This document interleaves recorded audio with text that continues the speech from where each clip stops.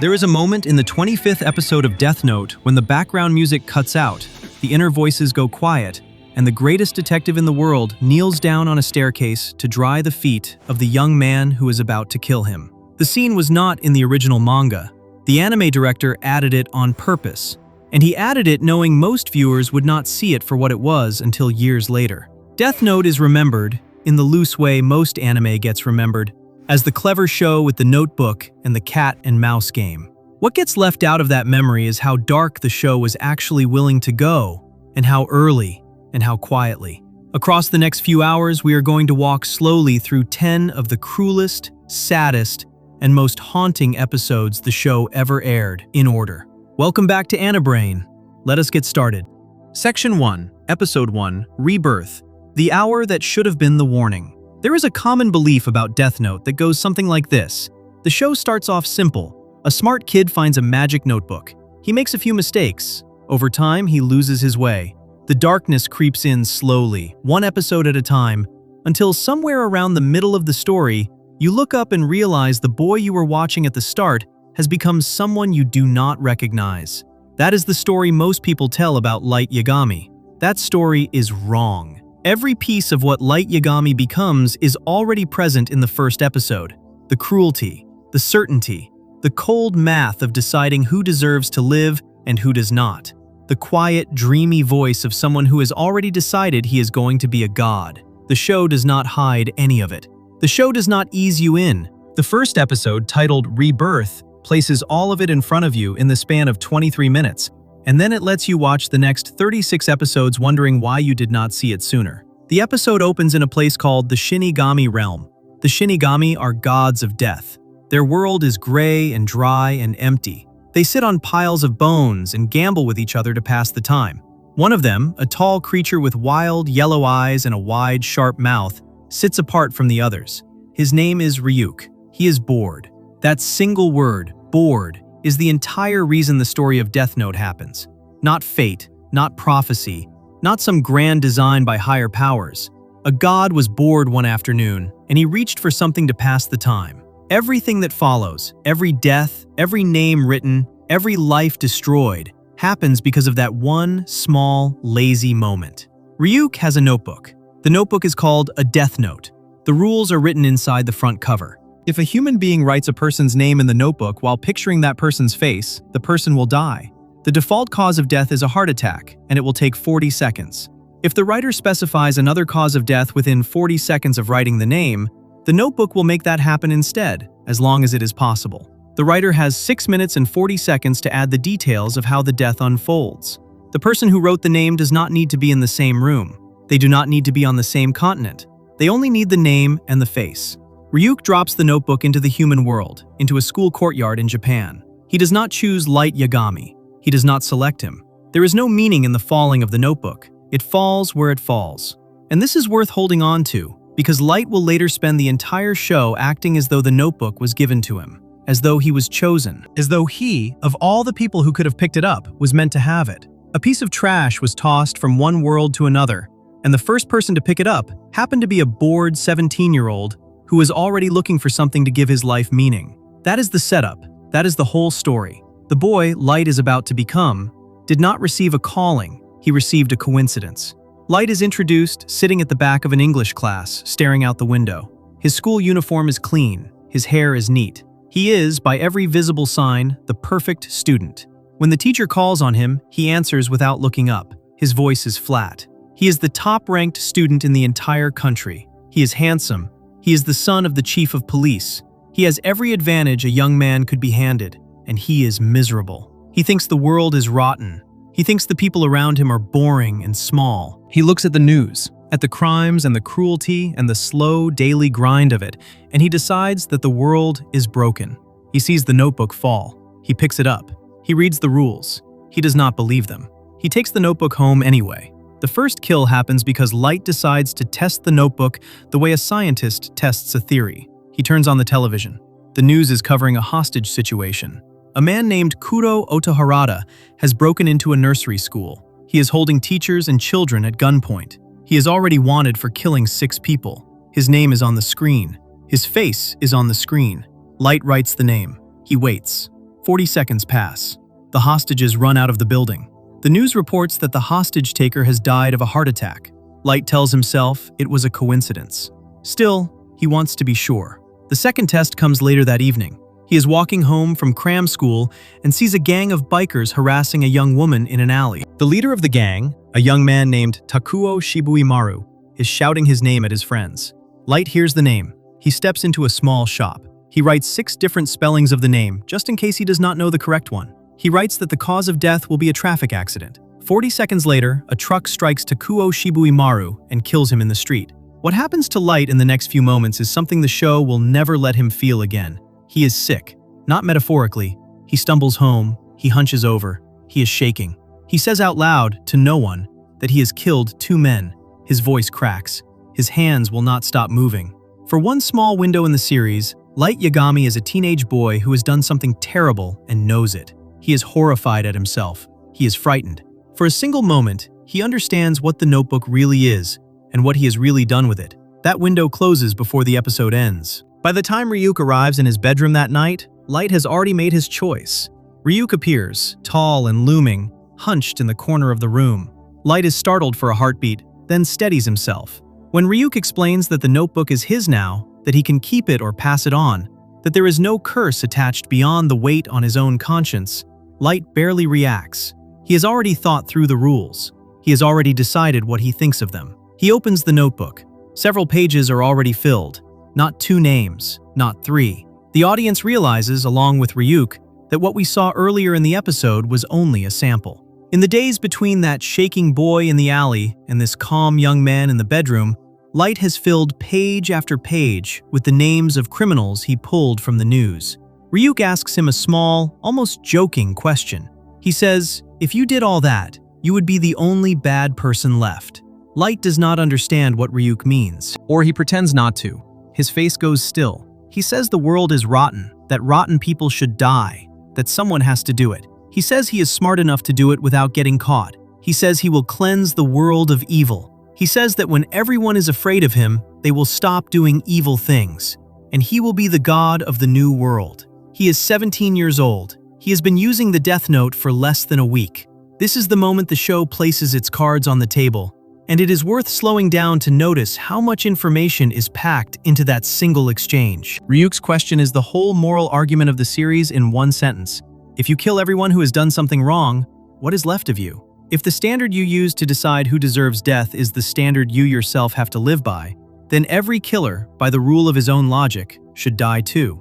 Light does not have an answer. He changes the subject. He talks about being smart. He talks about being chosen. He talks about being a god. The show is showing you very clearly that the thing Light cannot face is the simple fact that he has already become what he claims to be cleansing the world of. He is a murderer. He has killed people who could have been stopped in other ways. He has decided, on his own, that he has the right. And the show does not make him evil in any obvious way. That is the part that most viewers miss on the first watch. Light is not frothing at the mouth. He is not cackling. He is not dressed in black with music swelling around him. He is a polite, intelligent, well-spoken high school senior who helps his mother with her shopping and helps his little sister with her homework. He is the kind of boy adults would describe as a credit to his family. The darkness is not in how he acts. It is in what he has decided and how quickly he decided it. The animation in Rebirth does something clever with this. The episode uses a steady, patient visual style for most of its running time, showing Light walking through school hallways and eating dinner with his family like any other teenager. Then, in the last few minutes, the animators begin to shift. Light's eyes widen. His face fills the screen. Light pours in through the windows behind him. The music rises. He says, "I will become the god of the new world," and the camera holds on his face, caught in golden light, looking for all the world like a saint in an old painting. That image, Light bathed in holy light as he announces his plan to kill his way to godhood, is the core joke of the show. The show is telling you, visually, exactly what Light sees when he looks in the mirror. It is telling you exactly what he believes about himself, and it is asking you, very quietly, whether you believe it too. Many viewers do, at first. Many viewers watch Rebirth and find themselves on Light's side for at least a few minutes. The hostage taker was a bad man. The biker was attacking a woman. The criminals in the notebook were criminals. The logic on the surface is not hard to follow. What Death Note does across the next 36 episodes is slowly and patiently show you every crack in that logic, every place where the reasoning falls apart, every innocent life that has to be erased to keep the logic standing. But all of that begins here, in the first episode, with a boy who tests a weapon on a hostage taker and a biker, and decides that the test is proof of his right to rule. The most chilling single moment in the episode is not either of the two deaths. The deaths are sharp, but they are clean. The moment that lingers is the silence between the two kills. The stretch of time when Light is walking home after killing the biker. The camera is low, the streets are empty, his footsteps are the only sound. He is shaking, he is sweating. He is, for one last time, still a kid. Then he goes home. Then he eats dinner with his family. Then he goes upstairs, opens the notebook, and writes more names. Somewhere in that stretch of hours, between being sick in the alley and being calm in his bedroom, the real work of the episode happens. The show does not show you that stretch. The show trusts you to feel it. The boy who picked up the notebook and the young man who meets Ryuk at the end of the episode are not the same person. Something was crossed. Something was decided. And Death Note, for all its twists and turns, for all its brilliant games of chess between brilliant opponents, never really gets closer to its own center than it does right there, in the dark, in a quiet bedroom, as a 17-year-old decides he will be God. Ryuk's last line of the episode is the one the show will eventually come back to, many hours from now, on a staircase with a young man dying at the bottom of it. Ryuk tells Light that when Light dies, Ryuk will be the one to write his name down. That is the deal. That is the truth of the Death Note. Every human who picks it up dies. Every human who uses it goes neither to heaven nor to hell. There is no kingdom waiting for Light. There is no reward. There is only a bored god of death who will close the notebook on him one day, the same way a reader closes a book. Light does not hear this warning, or he hears it and believes he is the exception. Every great fall in every great story begins with a person who believed they were the exception. The notebook is the only magical thing in the entire series. The rest is just a teenager who thought he was smart enough to get away with it. Before we move on, if you're enjoying this analysis, please consider subscribing. It helps the channel tremendously. And the show, in the very next episode, is going to test that belief against the sharpest mind the world has to offer, in the form of a man who eats too much sugar and sits like a child, and knows within one broadcast exactly what country Kira is hiding in. Section 2, Episode 2, Confrontation. The Lind L. Taylor broadcast and the first real crack in Light's humanity. There is a small, sharp scene early in the second episode of Death Note that tells you everything about the man Light Yagami has already become. It lasts less than a minute. There is no music. There are no dramatic camera pushes. A man sits in a studio chair on live television, reading from a piece of paper someone has handed him, and then he falls forward and dies. His name was Lind L. Taylor. He was a criminal on death row. He did not know he was about to die when he walked into that studio. He did not know what a Death Note was. He did not know who Kira was. He was told to read the lines he was given, and he read them. And then, 40 seconds later, a boy sitting in a small bedroom on the other side of the Kanto region of Japan killed him for doing it. This is the moment Death Note stops being a show about a boy testing a magical weapon. This is the moment it becomes a show about what that boy is prepared to do when something he cares about is threatened. And the thing he cares about, it turns out, is not his mission. It is himself. The episode is titled Confrontation, and the title is honest. This is the first time Light and L come face to face, though they never actually see each other. They confront each other through a television screen, across a broadcast signal, with millions of people watching, and both of them walk away from the encounter with information that will shape every minute of the show to come. One of them walks away smarter. The other walks away trapped. To understand the weight of what happens in this episode, it helps to back up a little and understand what has been happening in the world of the show during the gap between Episode 1 and Episode 2. Light has been busy. He has been killing criminals at a pace nobody can ignore. News reports are describing a sudden, unexplained spike in heart attacks among convicted felons around the world. Prisoners on death row are dying in their cells. Escaped murderers are collapsing in the middle of getaways. The deaths are happening in patterns nobody can explain. They are happening too cleanly. They are happening to too many different kinds of people in too many different places. Something is going on, and someone is doing it. And the international police community is already starting to panic. The world is arguing about what to do. In quiet rooms, in glass office buildings, Law enforcement officials are having a conversation they are not ready to have in public. Some of them are whispering that whoever is killing these criminals might, in a strange way, be helping. Crime rates are dropping. Fear among criminals is rising. Whatever the method, the result is starting to look like a cleaner world.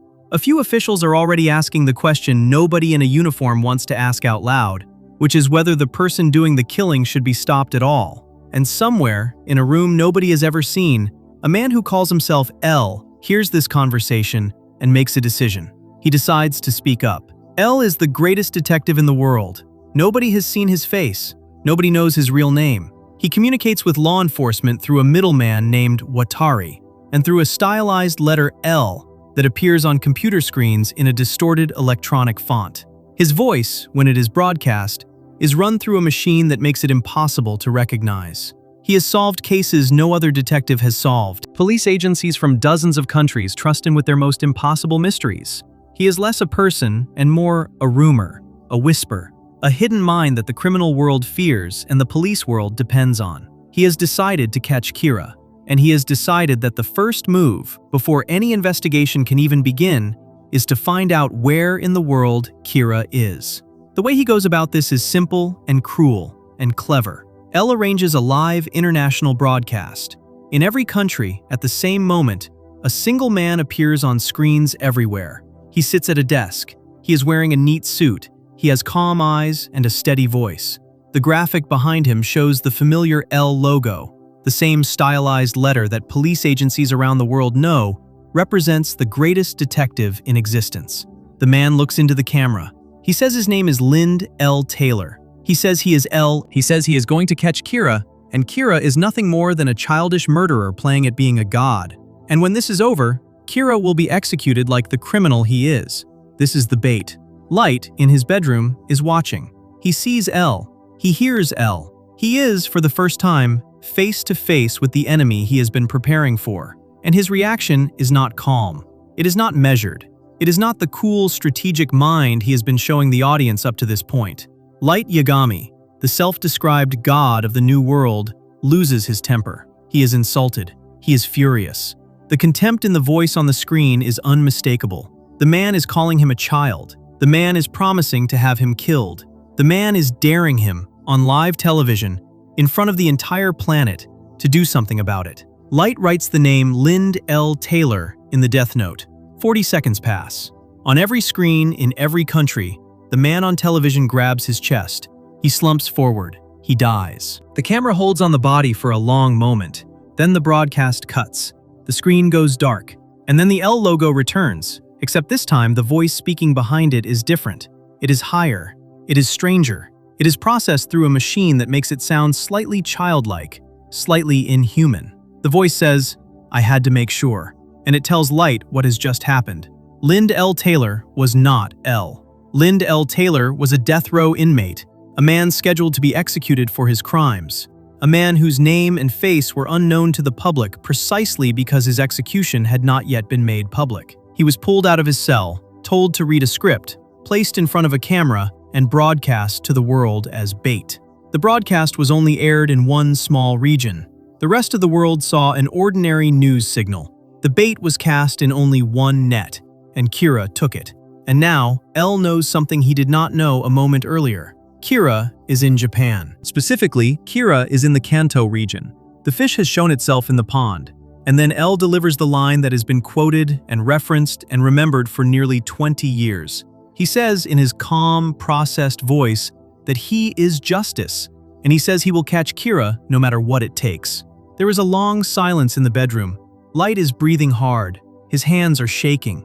The calm, controlled young man who had been narrating his way through a mission of cleansing the world is, in this single moment, completely undone. He has been outsmarted by someone he has never seen. Worse than that, he has been tricked into revealing where he lives. Even worse than that, he has killed a man who was already going to die. A man who had nothing to do with the mission.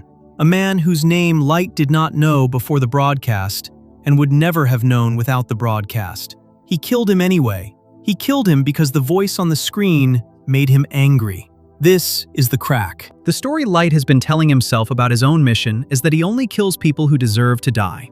Criminals. Murderers. The worst of the worst. the kind of people society would be better off without. That is the line he tells Ryuk, and that is the line he tells himself. And that is the line that allows him to hold the notebook without shaking. He is not a killer, he is a cleaner. He is doing the work nobody else has the courage to do. Lind L. Taylor breaks that story. Not because Lind L. Taylor was innocent. He was, in fact, a convicted criminal. He was on death row. By the strict letter of Light's stated rule, Lind L. Taylor was a valid target. The problem is not the target. The problem is the reason. Light did not kill Lind L. Taylor because he was a criminal. Light had no idea the man was a criminal. For all Light knew, watching the broadcast, he was killing the world's greatest detective, a man whose entire life had been dedicated to catching murderers. A man, in other words, on the same side of the line Light claimed to be on. He killed him anyway.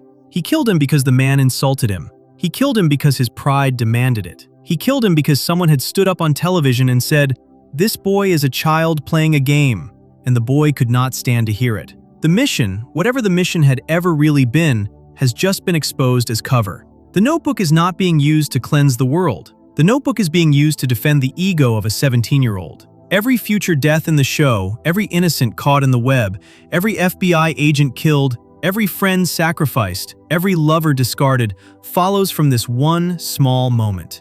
The hand that writes the name is the same hand that wrote the names of the criminals, but the reason has changed.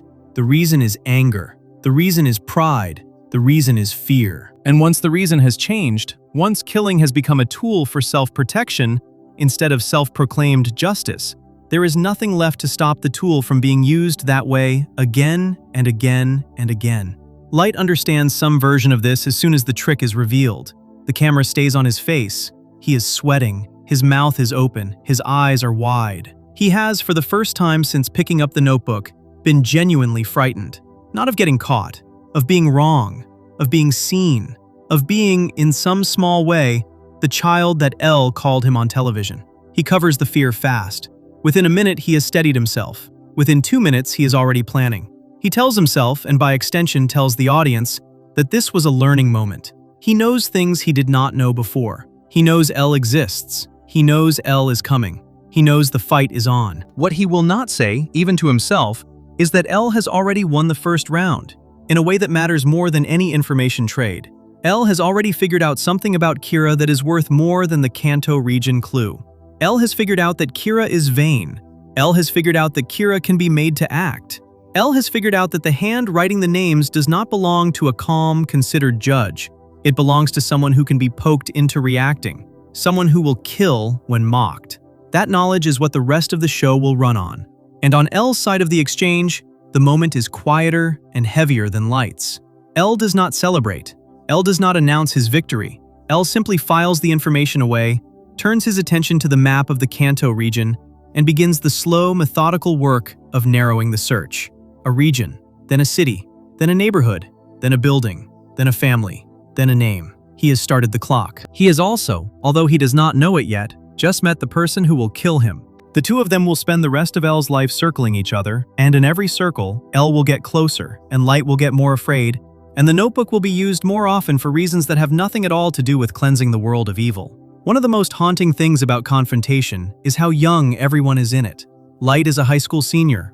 L, although his exact age is never stated at this point in the story, is described repeatedly as being not much older than Light himself. They are two young men, both almost impossibly intelligent, both convinced they are the smartest person they have ever met, both operating with the steady confidence of people who have never yet been properly humbled, and they are about to spend years trying to destroy each other. The episode ends with Light looking into the middle distance. His voice comes back, flat and even. He declares that he will kill L. He declares it not as a goal, but as a fact. He says, aloud, to an empty room, that he will destroy the man who just made a fool of him. It is a child's promise. It is also a promise he will spend dozens of episodes keeping. Lind L. Taylor has no grave in the show. His body is carried off the set and never mentioned again. He exists only as a brief, uncomfortable flicker in the narrative. A man who is going to die anyway, killed slightly sooner, for the purpose of helping the greatest detective in the world figure out which country he was fighting in. He is not a character. He is a tool. That is, in a way, the perfect description of what Light does to every person he will ever use from this point forward. Before we move on, if you're enjoying this analysis, please consider subscribing. It helps the channel tremendously, And the person Light is about to use next will not be a stranger on a television screen. She will be an FBI agent named Ray Penber, sent from Washington to watch him, to follow him, to report back to L with any suspicion he raises. Ray Penber has a fiancée. He has plans for a wedding. He has a life he is about to step back into after this one last case. None of that is going to save him, because the lesson Light took away from killing Lind L. Taylor is not that he should be more careful. It is that he should be more thorough. The next 12 agents on the list will die together in one afternoon, and none of them will ever know who killed them. Section 3, Episodes 4 and 5, Pursuit and Tactics, The Ray Penber Manipulation, and the Deaths of 12 FBI Agents. There is a particular kind of quiet in the subway scene in the 5th episode of Death Note. It is not silent. There are the normal sounds of a train pulling into a station, the soft chime of the doors opening, the low hum of the city moving through its evening routine. There are people walking past. There are announcements over the speakers. There is a man standing near the doors with his hand pressed to his chest, looking confused, looking frightened, looking like he is about to understand something he does not want to understand. The doors slide shut. The train begins to pull away. The man collapses. The camera holds on his face as the life leaves it. The man's name is Ray Penber. He is a trained FBI agent. He came to Japan from the United States to hunt a killer, and he has just, without knowing it, killed himself and 11 of his colleagues. He was used. He was tricked. He was handed a pen and a piece of paper that looked like one thing and turned out to be another. And while he wrote, 11 other agents were dying in 12 different places across Tokyo, all of them killed by him, none of them knowing it. This is the moment Death Note fully commits to what it is going to be for the rest of its run. Whatever doubts anyone might have had about Light's mission after Rebirth, whatever questions lingered after the live broadcast and confrontation, the Ray Penber arc is the arc where the mission is exposed as a lie the killer tells himself to be able to sleep. No part of what Light does across these 2 episodes can be explained as cleansing the world of evil. He is not killing criminals. He is killing the people whose job it is to stop criminals. And he is killing them in a way so cold and so carefully planned that, looking back at it later, it is hard to remember that the person doing all of this is 17 years old. The arc begins with a problem. Light has noticed, through small signals he pieces together from his father's behavior, that he is being followed. Someone has been assigned to watch him. He does not know who. He does not know their name. He does not know what they look like. He only knows that someone, somewhere, is close enough to be on his tail. In the hands of any other show, this would be the moment the protagonist gets scared and pulls back. In Death Note, it is the moment Light sits down at his desk and begins to plan a way to identify the person following him, kill them, and kill every colleague of theirs on the case before any of them can report what they have learned. The plan he comes up with is the first truly cruel thing Light does in the show, and it works because of how well he understands human nature. He decides to use an unconnected criminal as a tool. He picks a drug dealer and murderer named Kichiro Osureta, a man in the news for robbing a bank and taking hostages. Osureta has touched the Death Note only in the sense that his name is about to be written in it. Light writes the name. He writes a cause of death that is carefully constructed. Osureta will break out of custody. He will steal a gun. He will hijack a bus. He will hold the passengers hostage. And then he will die. The point of this elaborate sequence is not the bus. The point is that Light is going to be on the bus. He is going to be on the bus with a classmate he has asked out on a pretend date, and he is going to make sure that whoever is following him is also on the bus. And he is going to engineer a situation in which the person following him has no choice but to reveal himself. The bus is boarded. The criminal pulls out a gun. Light, in the middle of the crisis, writes a note and slides it back to the man sitting behind him. The note accuses the man of being the hijacker's accomplice. If the man is just a random passenger, he will deny it, and the scene will move on. If the man is a police officer or an agent of some kind, he will have to prove his innocence. Because the trick depends on the man proving who he is. The man behind Light reads the note. He panics. Light presses him. The hijacker is shouting at the front of the bus. The hostages are whimpering. And in the middle of all of this, to clear his name, to prove to Light that he is not working with the gunman, Ray Penber pulls out his FBI badge and shows it. Light reads the name. He reads the face. He has what he came for. A few moments later, the drug dealer looks up and sees Ryuk floating at the back of the bus. Ryuk is invisible to every passenger on the bus except Light, because only people who have touched the notebook can see him. Osureta does not know this. He only knows that a tall, monstrous creature with a wide, sharp mouth is standing behind the passengers, staring at him. He panics. He fires his gun wildly, He runs off the bus and straight into traffic. A car strikes him. He dies in the street. The bus is saved. The hostages are safe. And Ray Penber is alive, with his badge in his pocket, not yet aware that he has just handed a serial killer every piece of information required to destroy him. What makes this section of the show so particularly dark is how patient Light is with what comes next. He could write Ray Penber's name immediately. He does not. He wants more. He wants the names of every other agent on the case. He wants the entire network dismantled in one move. So he waits a week. Then he contacts Penber, using a carefully chosen public place and a careful disguise, and he makes his move. The confrontation is one of the coldest sequences in the entire show. Light calls Penber and tells him that his fiancée, Naomi Misora, has been taken hostage. It is a lie. Penber has no way of knowing it is a lie. Light instructs Penber to board a specific train at a specific time. He tells Penber that if he speaks to anyone, if he contacts his colleagues, if he attempts to verify the situation, his fiancée will die. Penber, frightened for the woman he loves, does exactly what he is told. On the train, Light reveals himself to Penber. He does not reveal his face. He stands with his back turned, hood up, speaking into a handheld radio that Penber has been told to carry. The radio is one way. Penber cannot see him. Penber cannot identify him. Penber can only hear a voice telling him that the voice belongs to Kira, that Kira knows everything about him, that Kira has his fiancée, and that the only way for the fiancé to survive is for Penber to follow orders precisely. The orders are specific. Penber is to access the FBI system. He is to download the files of every agent working with him on the Kira case in Japan. He is to review those files. And then, while the voice on the radio watches through the crowded train, he is to write down the names of his fellow agents on a small stack of paper the voice is going to hand him through the crowd. The trick is in the paper. Penber is given what looks like a blank stack of pages. He is told it is an ordinary list, something Kira will use to verify the information later. The pages are covered in a slotted cover that shows only small blank rectangles through which to write. Penber sees only the blanks. He does not see the rest of the paper. What he is actually writing on, of course, is paper from the death note itself. Every name he writes is an execution order, signed in his own hand. The cause of death is written into the page ahead of time, invisible to him, already arranged by Light. The cause is a specific, coordinated sequence. Each agent will receive a file. Each agent will open the file. Each agent, at almost the same moment, will die of a heart attack. Penber writes the names, all 11 of them, his colleagues, his friends, men and women he has worked with for years. He writes them without knowing what he is doing. He writes them, believing that doing so will save the woman he is going to marry. When he is finished, Light tells him the final piece. Penber himself will die. The voice explains that this was always the plan. Kira cannot leave a witness. Kira cannot leave a man alive who has seen even this much. The voice explains that the fiancé was never in danger. There was no kidnapping. There was only this. Penber's hand moves to his badge. His face goes slack. He stands at the door of the train. He tries to speak. The doors of the train chime.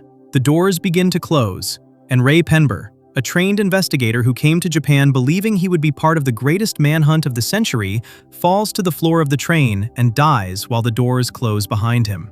Across Tokyo, 11 other agents are dying at the same moment. They are in cars. They are in hotel rooms. They are on streets. One of them is talking on the phone when his face changes. One of them is walking a dog.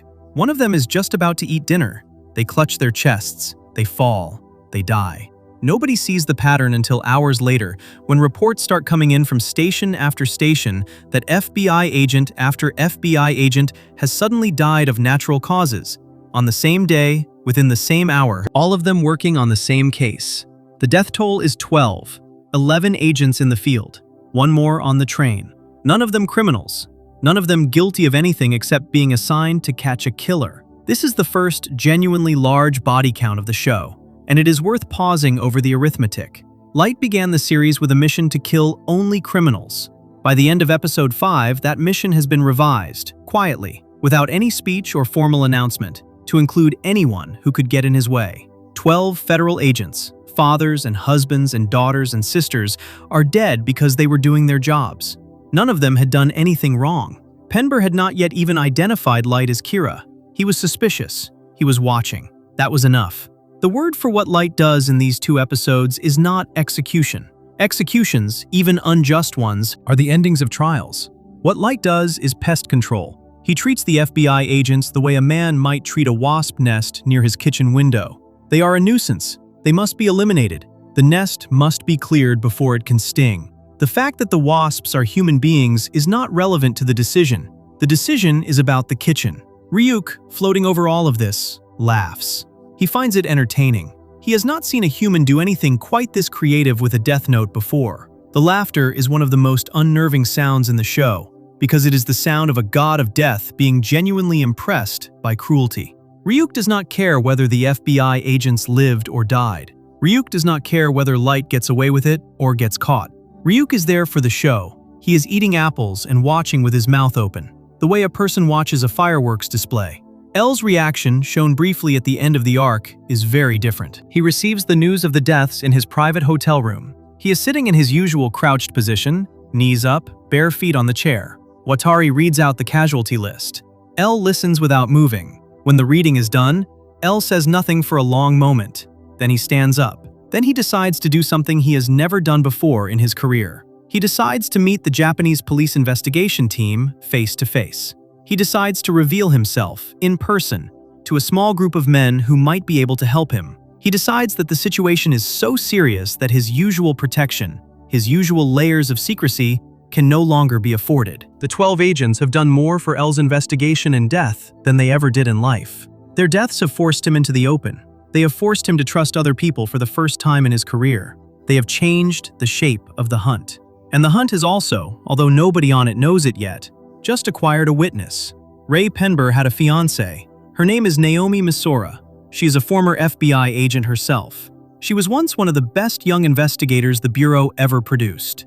She left the job to get married. When her fiancé tells her about the bus hijacking, something in her old training starts to prickle. When he dies, that prickle becomes certainty. She begins to put the pieces together on her own. She begins to walk, quietly, steadily, in the direction of the truth. She is going to figure out, faster than Elle does, that Kira was on the bus, that Kira spoke to her fiancé, that Kira was the last person her fiancé saw before he died. Before we move on, if you're enjoying this analysis, please consider subscribing. It helps the channel tremendously.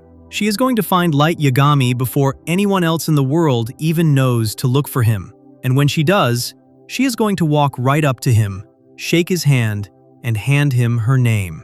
Section 4, Episode 7, Overcast, The Killing of Naomi Misora. There is a shot in the 7th episode of Death Note that lingers in a way very few shots in any anime do. It is not a violent shot. There is no blood. There is no screaming. A woman walks up a flight of stairs toward a noose she is about to hang herself with, and the camera stays low, watching her feet, watching her skirt, watching her shoulders move with the calm, steady rhythm of someone who is no longer really there. Her face, when it appears, is empty. Her eyes are blank. She is doing the only thing she can do, and she is doing it because someone wrote the thing down on a piece of paper and handed her brain a set of instructions it could not refuse. Her name is Naomi Misora. She was, in her own quiet way, the most dangerous person Light Yagami had ever met. She was about to destroy him. And the reason she does not is that he stops her in the street, has a conversation with her for less than 10 minutes, and tricks her into telling him her real name. The episode is called Overcast, and the weather in the title is the weather in the episode. Tokyo is gray, the sky is low. Snow begins to fall near the end of the scene, which is both a real piece of weather and a small, soft visual cue from the animators that something important is happening, and nobody else in the city is going to see it. Two people are standing in a public place. One of them is a killer. One of them knows it. Nobody walking past knows anything is happening at all. Naomi Misora enters the show in the episode before this one, but Overcast is where she matters. She is a former FBI agent, one of the best the Bureau ever produced. She was one of L's field investigators on a famous old case years before the events of the show. She is careful. She is calm. She is trained to notice things other people miss. She is engaged to a man named Ray Penber, the FBI agent Light manipulated into writing the names of his 11 colleagues into the death note. The man Light then killed on a train platform with the doors closing behind him. Naomi was in Tokyo with Ray because the two of them were planning a wedding. She had moved to Japan so that Ray could meet her parents. She had left the Bureau to start a family, and then her fiancé died. Naomi does not believe the official story. The The official story is that Ray died of a sudden heart attack along with 11 of his colleagues on the same afternoon. The official story is a coincidence so large it can only be a lie.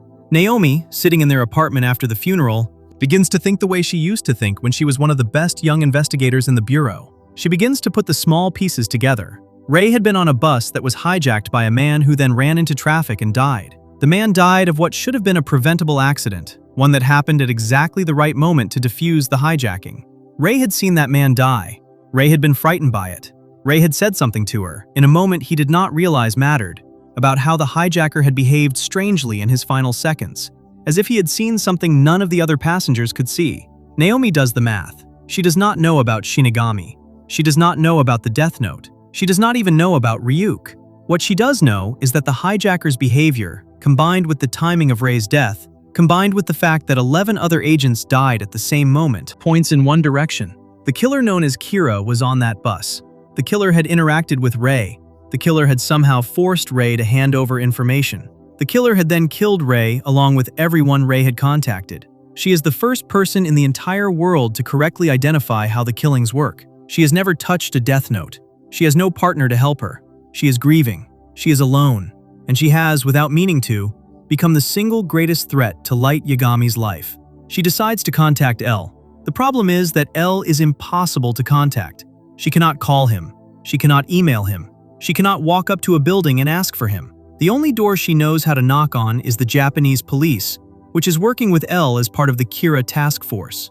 So she walks to the police headquarters, on foot, in a long coat, in the snow, intending to hand over everything she has figured out to the one group of people who might be able to act on it. Light, as luck or misfortune would have it, is also walking toward the police headquarters. He is going there to meet his father, who is working with the task force. He is not expecting anything. He is not on edge. He is simply a son visiting a parent at work. And on the steps outside the building, in a quiet moment on a gray afternoon, he passes a woman in a long coat who looks like she is about to go through the front doors. Something about her stops him. He is not sure what. She is crying slightly. She is clearly upset. She is wearing the expression of a person about to do something difficult. He introduces himself. He says he is the son of the chief of police. He asks if he can help her. She hesitates. She tells him her name is Shoko Maki. That is a lie. She has already learned in her years at the bureau that a professional does not hand her real name to a stranger in a public place. She lies gently and calmly, the way a trained agent lies, and she does not know, as she is doing it, that the small, polite young man in front of her is the entire reason she is there. The conversation that follows is one of the most quietly tense sequences in the show. Light understands immediately, from her careful phrasing and her nervousness, that this woman knows something. He does not know what. He does not know who she is. He only knows that she is about to walk into a building full of investigators and tell them whatever she has figured out. And he knows that if she does, his life is over. He has to stop her. He has to stop her in the next 10 minutes. He has to stop her without her noticing that she is being stopped. His first move is to convince her not to enter the building. He tells her the task force is busy. He tells her they cannot meet with just anyone. He offers to pass her information along. She is cautious. She agrees to wait. They step away from the entrance. They stand in the street. Snow is falling. People are walking past them. A police officer, Shuichi Aizawa, actually passes the two of them on his way into the building. He does not notice them. He is carrying an umbrella. The umbrella blocks his view. A single raised umbrella, in a single walked pass, is the difference between Naomi Misora living and dying. Light keeps her talking. He tells her he works with his father on the case. He asks her what she knows. She tells him carefully that she has worked with L in the past, that she believes Kira is able to control how his victims die, that the bus hijacker was killed by Kira, that she was once part of the bureau, that her fiancé was one of the 12 agents who died. She is not giving him her real name. She has called herself Shoko Maki from the start of the conversation. As long as she keeps doing that, she is safe. He cannot kill her without it. Light, standing in the snow, panicking inside a perfectly calm face, keeps pushing. He writes the name Shoko Maki down in a folded piece of the death note he has hidden in his wallet. He waits the full 40 seconds. Nothing happens. She is still alive. He now knows for certain that she is using a false name. This is where the scene becomes something much worse than a standoff. Light is no longer just a boy trying to avoid capture. Light is now a hunter who has trapped an animal in a corner and is slowly circling it, looking for the weak point. He keeps her talking. He nods. He listens. He tells her very sincerely that her information is important. He tells her that the best thing she can do now is let him bring it to the task force for her. He tells her that the procedures of the force mean that she will need to identify herself formally for the information to be useful. Just some form of identification. Just a name and a face. Anything will do. Naomi Misora hesitates. And then, because she is exhausted, because she is grieving, because the young man in front of her is a polite, well-spoken stranger whose father really is the chief of police, she reaches into her bag. She takes out her driver's license. She holds it out to him. He takes it from her. He reads the real name printed on it. Naomi Misora. He writes the name into the folded piece of the death note in his wallet. He writes the cause of death with more care than he has ever written any cause of death before. The cause is not a heart attack. The cause is long and detailed. She will forget what she was doing. She will walk away from him. She will think only of suicide. She will find a way to kill herself that does not bother anyone, that does not leave a body for anyone to find. She will do this within the next 48 hours. And she will do it without ever speaking to another living person about what she has figured out. He looks up from the wallet. He hands the license back. He smiles at her. He thanks her. And then, in a tone that has almost no feeling in it, he tells her that he is Kira. Her face, for a moment, registers what she has just heard. Her eyes widen. Her breath catches. She understands. For one single second, she is the greatest investigator in the bureau again, and she sees everything. The whole shape of what has been done to her, the whole scale of it, the complete picture. She understands that her fiancé was killed by the boy standing in front of her. She understands that she has been tricked. She understands that she is about to die. And then, the instructions in the death note take hold. The light goes out of her eyes. Her expression goes slack. Her shoulders drop. She turns away from him. Light, in a gesture so cruel it is almost funny, offers her his phone. He tells her she can call his father if she wants. The police station is right there. They can help her. She does not need to do this alone. She speaks the last line she will ever speak. She says, very quietly, that she has nothing to say to him. She walks away. Light stands in the snow watching her go. He says her name one final time, not loud, not angry, just as a small, cold goodbye. She does not turn around. She just walks. And somewhere, in the next 48 hours, she goes to a place nobody else will ever find, and she does what the notebook told her to do, and her body is never recovered. Naomi Misora has no funeral in the show. There is no body to bury. There is no grave. Her disappearance becomes a small, unresolved case file that Elle notices and cannot solve. He flags her as significant. He cannot prove why. The investigator who would have cracked the Kira case for him has been erased, and even Elle, the greatest detective in the world, cannot see how it happened. A woman walked into the snow with a piece of information that would have ended everything, and she simply, quietly, stopped existing. What makes this sequence so deeply disturbing is how ordinary it looks from the outside. No sirens, no chase, no struggle. A young man in a coat stands on a street corner with a woman in a coat. They speak, they shake hands.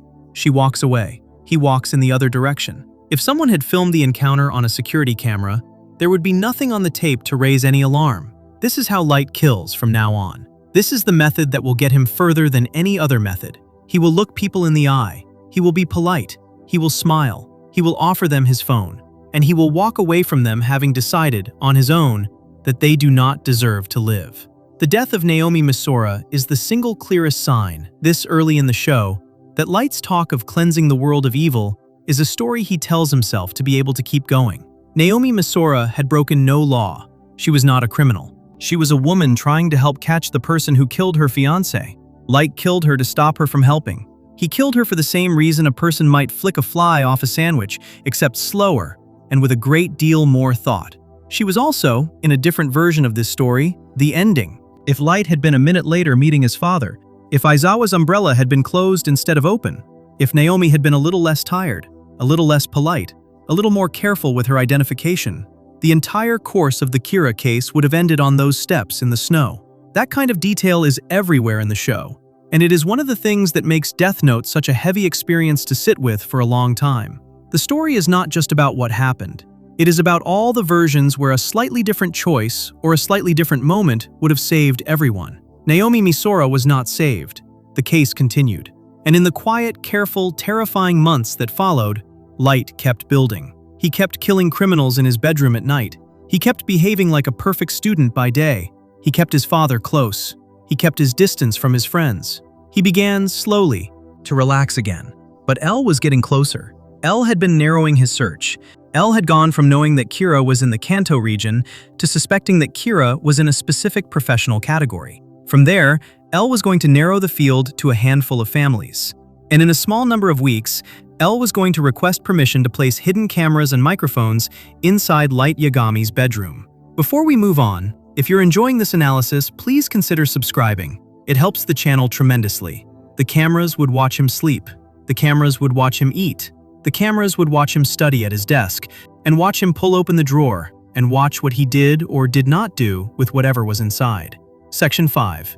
Episode 12. Love, the jealous backstory and Misa's origin. There is a scene in the 12th episode of Death Note that tends to get lost in the larger memory of the series. It is not a scene of high action. Nobody dies on screen in it. There is no trick being played, no game of wits between Light and L, no dramatic confrontation that changes the shape of the plot. Two figures stand in a shadowy room. One of them is a young woman sitting on a bed in a black dress, her face small and open and innocent. The other is a tall, pale creature with skeleton-thin arms, with hair that falls across her face in long strands, with eyes that have looked at the human world for longer than any human could ever live.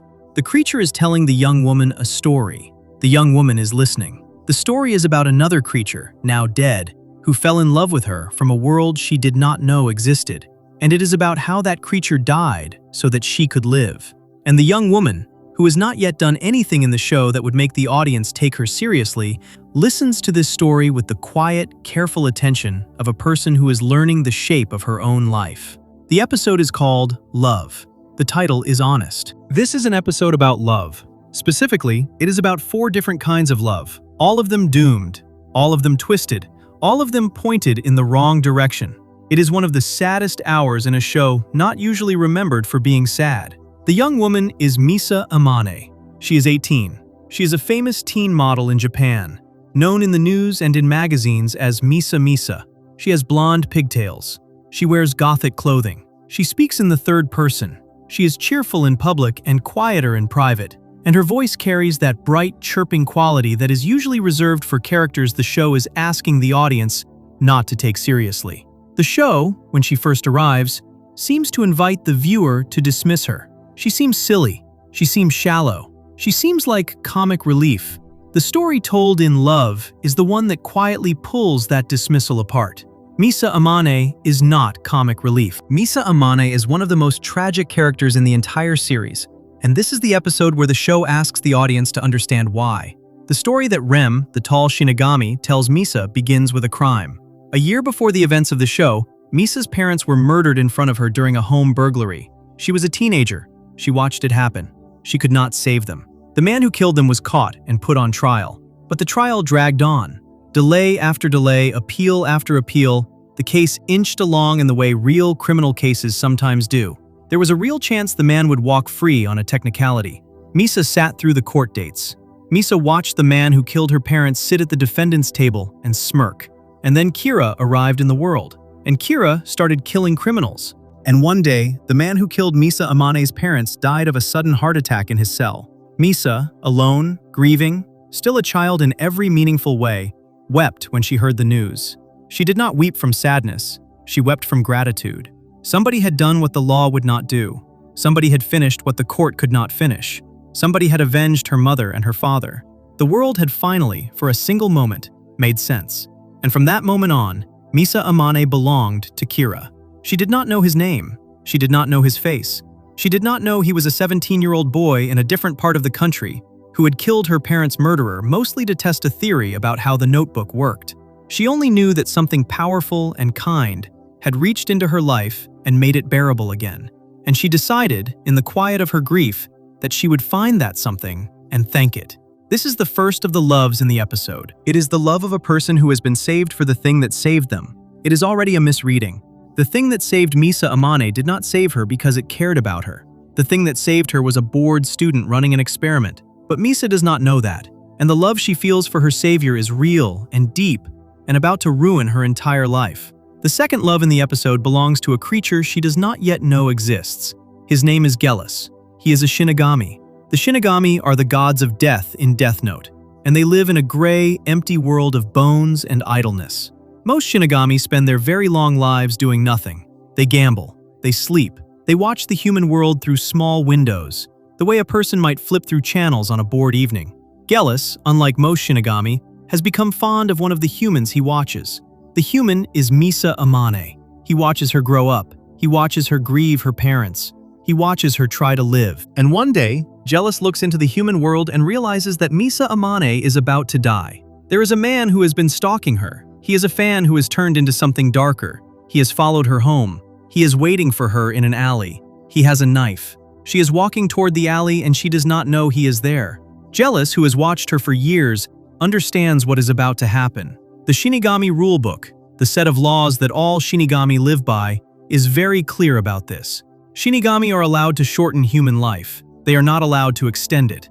A Shinigami who uses the Death Note to save a human, instead of using it to take a life as intended, is breaking the most important rule in the Shinigami world.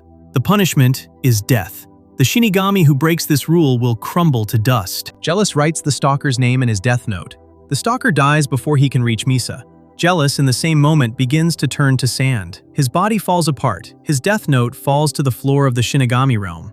He is gone. He has died because he loved a human who did not know he existed, and he could not bear to watch her be killed. This is the second love in the episode. It is the love of a creature for a person he has never touched, a person who does not know his name, a person who will never know he died for her.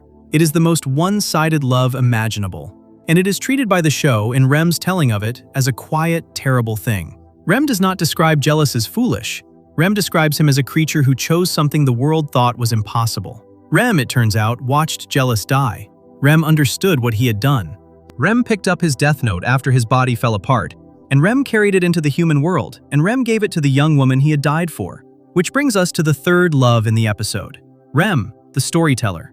Rem, the tall Shinigami standing in the shadowy room explaining all of this. Rem has been with Misa for some time by the time this episode airs, and Rem, who told herself she was only doing this because Gellus would have wanted her to, has become something like what Gellus was. Rem has grown attached to Misa.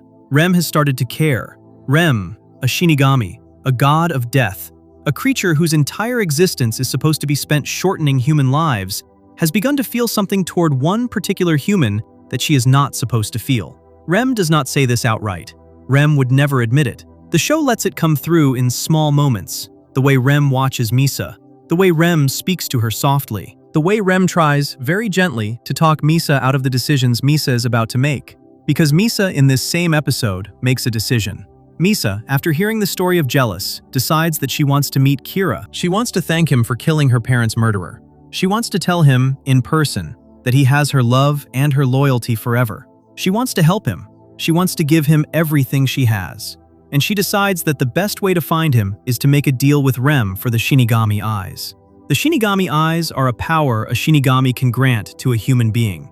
The human who accepts the deal can see the real name and the remaining lifespan of any person they look at. The cost is simple and terrible. The human has to give up half of their own remaining life. A woman who is going to live to 80 will now live only to the age where the deal was made, plus half of what remained. The math is cruel. The trade is final. There is no way to reverse it. Rem begs Misa not to take the deal. Rem tells her that it is not worth it. Rem tells her that Kira is dangerous. Rem tells her, in the careful, non-pushing way a creature can tell something to a person she loves, that she should find another way. Misa does not listen. Misa is 18 years old and full of grief and full of gratitude and certain, the way only a teenager can be certain, that she knows what her life is worth. She accepts the deal. Rem performs it. Half of Misa Amane's life is gone. This is the fourth love in the episode. It is the love of Misa Amane for Kira, for a man she has never met, for a person whose face she has not seen and whose name she does not know, for an idea of a hero that exists only in her head. She has given up half of her future for the chance to find him, and she will, across the rest of the show, give up the other half of her future too, in a second deal made later, because she will decide, again and again, that no price is too high to stand beside the boy she loves. All four of these loves, stacked on top of each other in one quiet episode, are headed for the same ending. The savior she loves does not love her back, will never love her back. We'll spend the rest of the show treating her as a tool. The Shinigami who died for a person who will never know his name. The Shinigami telling the story will, in a later episode, make the same sacrifice Jealous made, and will crumble to dust for the same reason. And Misa herself will spend years adoring, protecting, suffering for, and ultimately being discarded by a man who sees her as a piece on a chessboard, useful for certain moves, to be played and then removed. It is a hard episode to watch once you have seen the whole show. Misa, at the start of Love, is not yet the character she will become. She is not yet the Kira partner. She has not yet made her second ideal. She has not yet shortened her life again. She is still a young woman grieving her parents and holding on to a story about a good man somewhere out there who cared enough to set things right. She is a teenager. Her face is soft. Her hair is in pigtails. She smiles at Rem. She is almost happy. The animation in this episode is often missed because nothing loud is happening, but it is doing very careful work. The colors around Misa are softer than they are in most of the show. Pinks, pale blues, a little white. The animators are painting her, visually, as a child. Rem is drawn in colder colors, blues and grays, and the pale purple of old bone. The two of them together look like a children's storybook illustration, except the story being told is about a monster who died of love and a notebook that kills. The contrast is the whole point. The episode is telling you, through its color and composition, that it is showing you an innocent person who does not yet know she is standing inside a tragedy. What makes Misa such a cruel character to think about, years after the show has ended, is how honestly she loves. She never stops loving Light. She never stops believing in him. She gives him her time, her body, her secrets, her Shinigami, her life. She does this cheerfully. She does this without complaint. She does this because she has decided that her savior is worth any price. And Light, the boy she has chosen to adore, treats her with barely disguised impatience. He uses her eyes when he needs them. He uses her killings when he needs them. He puts on a kind face for her when the task force is watching and drops it the moment they leave the room. He tells the audience, through his inner monologues, that Misa is useful. He describes her the way one might describe a tool, or a weapon, or a piece of equipment whose battery he has to keep charged. Misa never hears those inner monologues.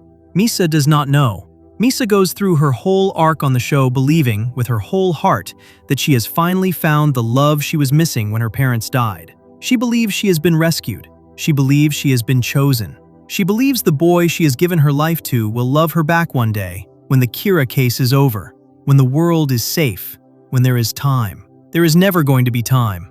The show tells you this in the 12th episode. The show shows you Jealous, who died loving a person who did not know he was there. The show shows you Rem, who will die for the same reason. And the show shows you Misa, in soft pink, in a soft room, smiling at a Shinigami she has just tricked into shortening her life, not knowing that she has just joined the same line as Jealous, the same line as Rem, the same line of creatures whose love is pointed at a person who is not going to love them back. This is the episode where the show quietly makes Misa Amane one of its most heartbreaking figures. It does this without a single dramatic speech. It does this by telling 3 stories and letting you, the viewer, draw the line between them. Before we move on, if you're enjoying this analysis, please consider subscribing. It helps the channel tremendously. And while all of this sadness is unfolding in a small, shadowed room, L is beginning his next phase of the investigation. He has decided to watch Light even more closely than before. He has requested permission and has received permission to place hidden cameras and microphones inside the Yagami family home. The cameras will see everything. The cameras will be everywhere. Every bedroom, every hallway, every inch of the house in which Light lives with his mother and father and sister will be under constant watch. And Light is about to have to behave, for weeks on end, in a way so perfect, so innocent, so carefully calibrated, that even L will be forced to admit that the boy he is watching cannot possibly be the killer he is hunting. Section 6, Episode 25, Silence, The Death of L. There is a moment in the 25th episode of Death Note when the background music stops. It does not fade. It does not soften. It simply ends, and the scene carries on without it. A man is standing on the roof of a tall building in the rain. He is barefoot. His hair is soaked. His white shirt is clinging to him. He is looking up at the gray sky with an expression that is not fear and not peace, but something quieter than either, something closer to recognition. He is listening to a sound only he can hear, He will tell the young man standing next to him, a moment later, that he can hear bells. His name is L. He is the greatest detective in the world. He has less than 20 minutes to live, and some part of him seems to know it. The episode is called Silence. The title is the instruction manual for how to watch it. This is an episode built on quiet. The usual rapid inner monologues that drive almost every other episode of the show have been stripped away. The usual fast-cutting and busy music have been pulled back. The usual pace of the show, which tends to rush from clue to clue like a detective story played at double speed, has been slowed almost to a standstill. A show known for never shutting up has, for one single hour, stopped talking. The effect is strange and immediate. The viewer feels, without being told, that something terrible is about to happen. The director of the anime, Tetsuro Araki, made a specific choice with this episode that sets it apart from the manga it is based on. In the manga, L remains sharp and suspicious right up until the moment he dies, but there is no suggestion that he senses his end coming. In the anime, Araki softened this, quietly, across a handful of new scenes written specifically for the show. None of the new scenes contradict anything in the original. The canon events are untouched. What changes is the feeling around those events. The anime L, in this episode, seems to know, not clearly, not confidently. He has not cracked some final piece of evidence. He has simply felt, the way a person sometimes feels something about their own life without being able to explain why, that this is the day. The episode opens with a small flashback. A little boy with wild dark hair and large dark eyes is being brought to an orphanage called Whammy's house by a man in a dark coat. The boy does not speak. He walks behind the man, carrying a small bag. He looks up at the gates of the orphanage. The man tells him that this is where he will live now. The man is Watari, and the child is L. This scene does not appear in the manga. The anime adds it. It is the first and only glimpse the show ever gives of L as a child, and it is placed at the start of the last full episode of his life. The boy, who had no family, who was given shelter in an orphanage for brilliant children, who grew up to become the greatest detective in the world, is introduced to the audience on the day he is going to die. The structural cruelty of this choice is not stated. It simply sits there. In the present day, L is behaving strangely. The entire task force notices. He is quieter than usual. He is less sharp with his questions. He moves around the headquarters with a kind of deliberate calm that does not quite match the urgency of the investigation. The other members of the task force chalk it up to the stress of the case. Light, watching him, is not fooled. Light knows L well enough by this point to know that calm, in L, is often the cover for something else. But Light is also, in this episode, already executing the plan that will kill L, and he cannot afford to think too hard about what the calm might mean. He has set the trap. The trap is closing. Whatever is happening inside L at this moment is not something Light has the luxury to wonder about. The plan that Light has set in motion is elaborate, and it is working exactly the way he needs it to. Rem, the tall Shinigami who belongs to Misa Amane, has been with the task force for some time. Rem is bound to protect Misa. Rem has told Light, very plainly, that she will kill Light herself if anything happens to Misa.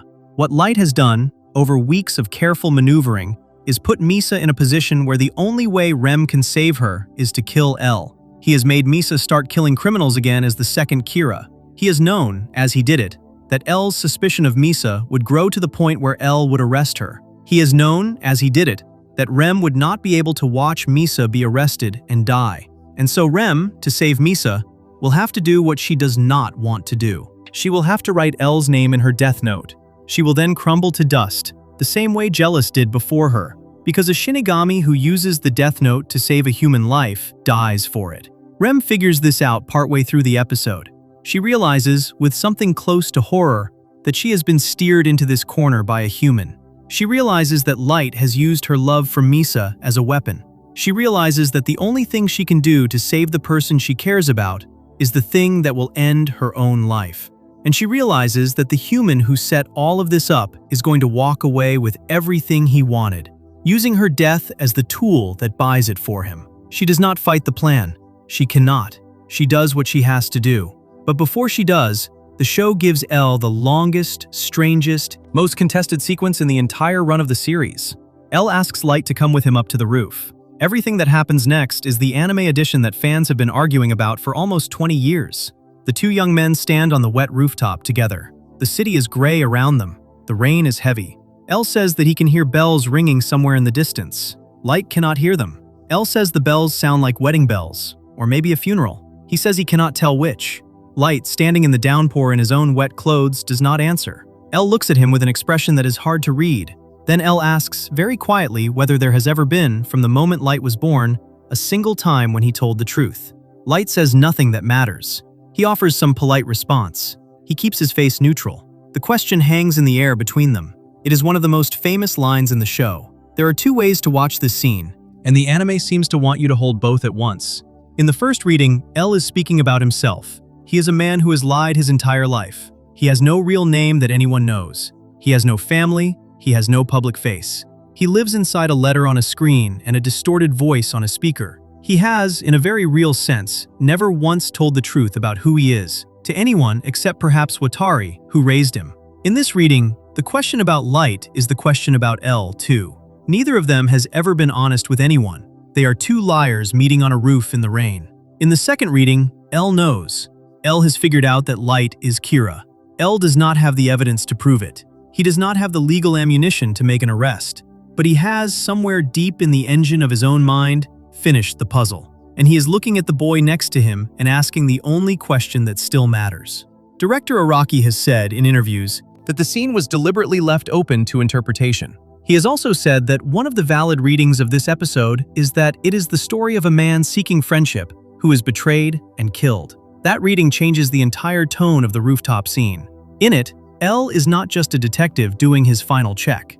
L is a lonely man who has spent his whole life working alone, who has never had a friend, who has found in Light the one mind that can keep up with his, and who has allowed himself to imagine for a brief window what it might be like to be known by another person. He has allowed himself to lower his guard, and he is about to die for it. The two of them come back inside, soaked. They walk down a set of stairs. L stops in front of Light, who is sitting on a step drying himself off. And then L, the greatest detective in the world, kneels down on the stair below Light, takes Light's foot in his hands, and begins to dry it with a towel. He massages it gently. He calls it a form of apology. He calls it atonement. This is the second of the famous anime editions. It is a reference that an anime audience might not catch on the first watch, but it is unmistakable once you see it. In the old story, the night before Jesus is arrested and killed, he washes the feet of his disciples. He does this knowing that one of the disciples, Judas, will betray him before the night is over. He does it anyway. The washing of the feet is a gesture of humility and love, offered freely, to a person the washer knows is going to be the cause of his death. L, kneeling on the stair, drying Light's foot, is doing the same thing. Light, sitting above him, is deeply uncomfortable. He does not know how to respond to what L is doing. He moves to stop him. L does not stop. He finishes what he is doing. He stands up. They go back to the main task force room together, side by side, in silence. What Light does not say, and what the scene does not show, is whether some small part of him understands what has just happened, whether some part of him knows he is Judas, whether the weight of the gesture, the strangeness of the gesture, has landed on him at all. His face, in the final shot of the staircase, is unreadable. He moves on. He goes back to work. He finishes the plan. Minutes later, the end begins. Watari is at his console, helping run the operation. Suddenly, Watari's screens flash with a single emergency message. Then Watari slumps forward. He is dead. He has, in his final seconds, triggered an automatic command that wipes all the task force's computer files, following an arrangement L put in place in case of emergencies. L sees this happen. L understands, instantly, what it means. If Watari is dying, a Shinigami is in the room. If a Shinigami is in the room, the task force is under attack. And that means L himself has only seconds left. He begins to stand up. He begins to turn toward the other members of the task force. He begins to say something. Rem's name for him is already written. The seconds run out. L clutches his chest. His legs give way. He starts to fall. Light catches him. What happens in the next 10 seconds is one of the most tightly composed sequences in any anime. Light holds L in his arms. The camera is close on their faces. L is looking up at Light. Light is looking down at L. The screen is washed in red. Red is Light's color. Throughout the episode, L has been framed against blues and grays, the color of the rain and the storm. Now, as his life runs out, he is held inside Light's red. The world is leaving him through the color of the person killing him. And in the final beat of the sequence, L's eyes go slightly wider, very slightly, for just a moment. His face changes, not with shock, not with pain, with something closer to understanding. And Light, looking down at him, holding him, smiles. The smile is small. It is contained. It is not the wild, evil laugh of a cartoon villain. It is the private, satisfied smile of a young man who has just won a game he wanted to win. L sees the smile. L closes his eyes. L dies. Light lowers him to the floor, and in the same room, in the lower levels of the headquarters, Rem crumbles to dust. She has saved Misa's life. She has paid the price the Shinigami rulebook demanded. Her body falls apart on the floor of a storage room. Her death note is left behind. Light finds it a few moments later and takes it. 3 of the most important characters in the show have died in the span of a single minute. Watari, L, Rem. The trap that Light laid weeks earlier has closed completely. He is now free. He is now, from this point forward, able to do anything he wants, because the one mind in the world that was close to catching him has just died in his arms. The episode ends on a wide shot of the task force headquarters, silent, shut down, soaked in the red lighting of the emergency systems. One of the only 2 episodes of the show not to include the usual between-scenes card showing a Death Note rule. The other is the next episode, which will handle what comes after. For these 2 episodes alone, the show does not want to remind you of the rules. The show wants you to sit in the quiet. L is dead, and with him, in a way that the show will spend the rest of its run grappling with, a whole kind of storytelling is dead too. The careful, patient, personal battle of 2 brilliant minds at a single desk is over. Whatever Death Note is about to become, it will not be that show anymore. The game has moved on. The chessboard has been flipped. The only player left at the table is Light Yagami, and for a very long stretch of episodes, nobody is going to be able to reach him. Before we move on, if you're enjoying this analysis, please consider subscribing. It helps the channel tremendously. And yet, far away, in a quiet orphanage on a gray hillside, 2 young boys are being told the news by an old man in a suit. One of them is sitting on the floor, playing with a toy. The other is eating a bar of chocolate at a window. They are L's chosen successors. They have been raised from childhood to replace him if he ever fell. And one of them, the chocolate eater, is about to throw out every rule the orphanage ever taught him, walk out the front gates, and go join the American Mafia. Section 7, Episode 27, Abduction, Mello, Sayu, and the Collapse of the Yagami Family. There is a detail in the 27th episode of Death Note that is easy to miss on the first watch. A young woman is walking down a street in Tokyo. She is wearing the kind of clothes a college-aged girl wears on a spring afternoon, her hair pulled back, laughing at something on her phone. She is alive, and she is happy, and she is headed home. Her name is Sayu Yagami. She is 19 years old. She is the younger sister of Light Yagami, and by the end of the next 2 episodes, her mind will have broken so completely that she will never, across the rest of the show, be shown speaking again.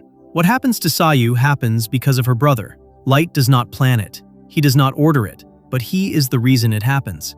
Because the entire situation only exists because Light picked up the Death Note 5 years earlier and decided he was going to be a god. Every crime that lands on his family from this point on is a bill coming due.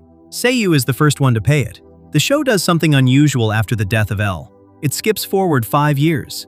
A whole generation of viewers who had been following Light as a high school senior and then as a college student suddenly find themselves watching a man in his early 20s with a real job and a real apartment, still secretly killing thousands of people a year. The world has changed during those 5 years. Crime is down. A quiet religion has started to form around Kira, with millions of people treating him as a divine hand. And during the same 5 years, a boy who was raised in an orphanage for brilliant children has decided he is tired of waiting his turn. That boy is Mello. His real name, which the audience will not learn until later, is Mikhail Keel. He was raised at Whammy's house, the same orphanage that took in L. He was one of 2 children trained from an early age as L's possible successors. The other was a pale, quiet, white-haired boy named Near. Near tended to win the small tests the orphanage put the 2 of them through. This gap, which as children might have been nothing, became in Mello's head the defining injury of his life. When L died and the orphanage offered the 2 boys a choice, to work together as co-successors, Mello refused. He walked out of the orphanage. He walked out of the whole system that raised him. and he went to the one place where his talents would be welcomed without reference to near. He joined the American Mafia. Mello is not interested in clean deduction. Mello wants to catch Kira the way a criminal catches a criminal, with leverage, with hostages, with the willingness to threaten anyone who has anything to do with the person he is hunting. His first move is the kidnapping of Kenichi Takemura, the director of the Japanese National Police Agency. Under pressure, Takemura reveals the existence of the Death Note in the possession of the task force. This is the break Mello needs. Light, sitting in a room in the headquarters, learns that Takemura has been taken. He reaches for the notebook. He writes Takemura's name. The cause of death is suicide by hanging with a necktie. Across the ocean, in the safe house, Takemura quietly kills himself. A senior officer of the Japanese police, murdered by his own colleague's son to protect a secret nobody in the room would have believed. Mello understands very quickly that if he cannot use a police officer as leverage, he will use a family member. Light does not have many vulnerabilities. He is too careful. But his sister is still in college. His sister is still living a normal life. His sister walks to class. His sister is, in every meaningful way, visible. Mello sends men to Japan. They grab Sayu off the street. She is flown to Los Angeles and held in an unknown location. Her family is sent a photograph of her tied up and gagged in front of a television. Her father, Soichiro, is told over the phone that the only way to get her back is to personally fly to Los Angeles with the Death Note and deliver it to Mello by hand. The scene where Soichiro receives the call is one of the hardest in the show. He is an old cop. He has spent his career doing his job the right way, and he is being told that the only way to save his daughter is to hand the single most dangerous object on Earth to a criminal. He knows what the notebook does. He knows that thousands could die as a direct result, and he knows that his only other choice is to let his child be murdered. He agrees to the trade. Light, sitting in the task force headquarters, listens to all of this. His face is careful. His tone is supportive. He makes all the right noises. Inside, the show tells the audience, through his inner monologue, that he is already calculating the possibility that his sister will have to die. If Sayu has to die to keep the Death Note out of Mello's hands, he is willing to let it happen. The only reason he does not is that the plan he eventually settles on offers a way to save both her and the notebook. This is the part of Light that most viewers, on a first watch, still cannot quite believe. His sister is 19. He grew up with her. He helped her with her homework when they were both children. And here he is, at a desk, doing the math on whether her death would be acceptable. He has become a man who can think about the death of his little sister without flinching, because she has become another variable in a plan. The exchange itself is tense and cold. Soichiro flies to Los Angeles. Every attempt to monitor the handoff is blocked. Eventually, in a desert handoff that takes place underground where no surveillance can reach, Soichiro hands over the Death Note. A few moments later, Sayu is returned to him. She is alive. She is not okay. Her eyes are open and empty. Her body is limp. She does not speak.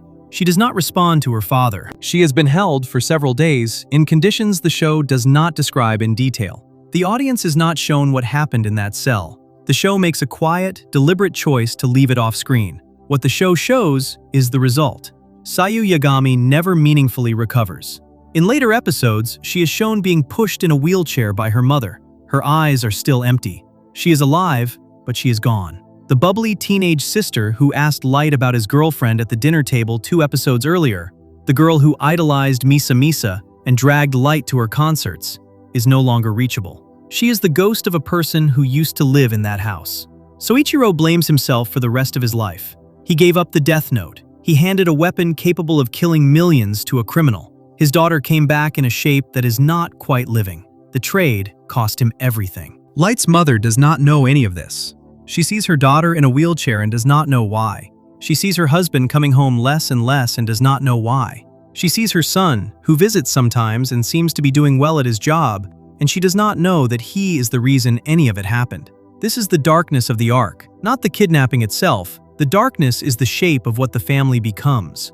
A father who is never the same, a sister who cannot speak, a mother who does not know why her family is breaking, a brother who caused all of it, and who continues to sit at the family dinner table when the cameras would find it suspicious if he did not. The task force knows now that someone has the stolen notebook. They know the rough location of Mello's base. The plan they settle on is dangerous. It involves raiding a mafia hideout. It involves the Shinigami Eyes. It involves one task force member agreeing to shorten his own life in exchange for the ability to read Mello's real name on sight. Before we move on, if you're enjoying this analysis, please consider subscribing. It helps the channel tremendously. The task force member who volunteers is not Light. It cannot be Light for reasons Light cannot explain. The task force member who volunteers is Light's father. Soichiro Yagami, the man who handed over the death note to save his daughter, is about to make the second terrible trade of his life. He is going to give up half of the years he has left, in exchange for the chance to kill the man who broke his family.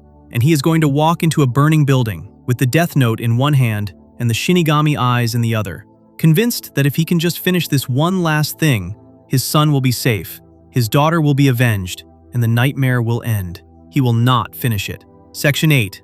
Episodes 30 and 31, Justice and Transfer. The Death of Soichiro Yagami.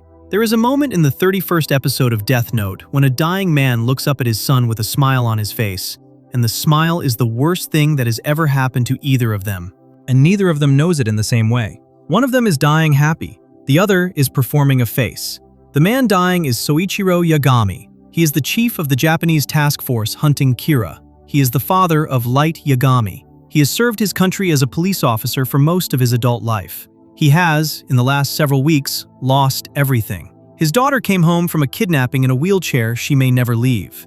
He personally handed over the death note to a criminal to save her. He has watched, from inside the task force, as the notebook he was supposed to protect has been used for another round of killings he could not stop. He has decided, in order to end all of it, to make one last trade. The trade is the Shinigami eyes. Ryuk, who is now bonded to the team through the notebook, offers the same deal he offered Light at the start of the show. A human can receive the eyes of a Shinigami, which let them see the real name and the remaining lifespan of any person they look at.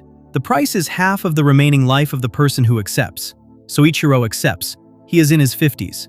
He does not know how many years he was going to have. He now has half of that number. He does not care. He has one target. If he can just read Mello's real name off of his face, he can write it down in the notebook the task force has recovered, and the man who broke his family will be dead, and the notebook will be safe. The plan, as it unfolds across the two episodes, is for the task force to raid Mello's mafia hideout in the United States. Mello has already suffered a large loss. Most of his men are dead, killed by a death note that has since circulated through several hands. His operation is limping. The task force, with the notebook back in their possession and the Shinigami eyes in Soichiro's skull, has a genuine chance of ending the Mello problem in a single clean strike. The raid begins. The task force breaks into the hideout. There is gunfire. There is smoke. There are mafia men running through hallways.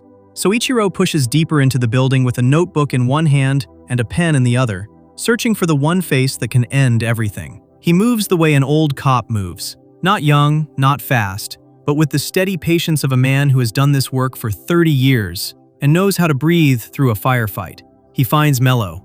Mello is standing in a concrete room with a detonator in his hand. He is eating chocolate. He looks up at Soichiro. Soichiro's eyes adjust. The Shinigami eyes do their work. A name floats above the young man's head. Mihail Kiel. Soichiro reads it. He has it.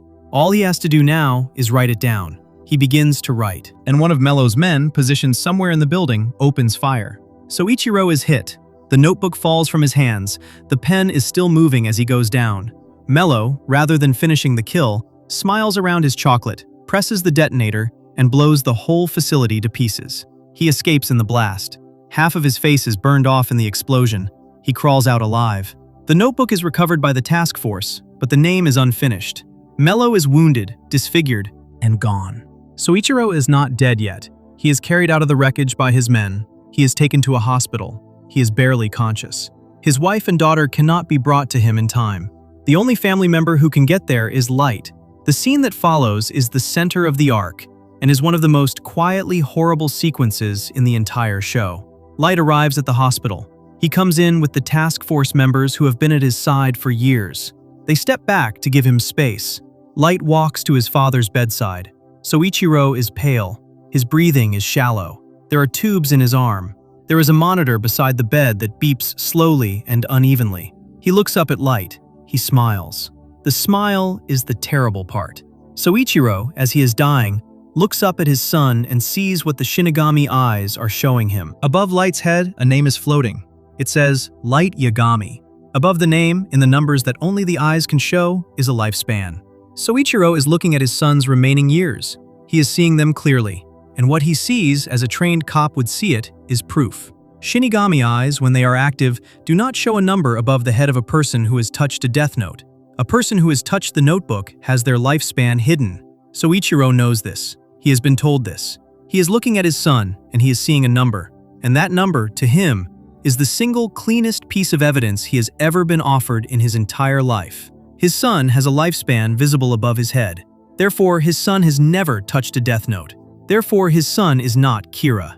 Therefore, the suspicions L had once raised, the suspicions that quietly followed the family for years, the suspicions that Soichiro had never fully been able to shake, no matter how hard he tried, are wrong. He has been wrong to ever doubt. His boy is innocent. His boy has always been innocent.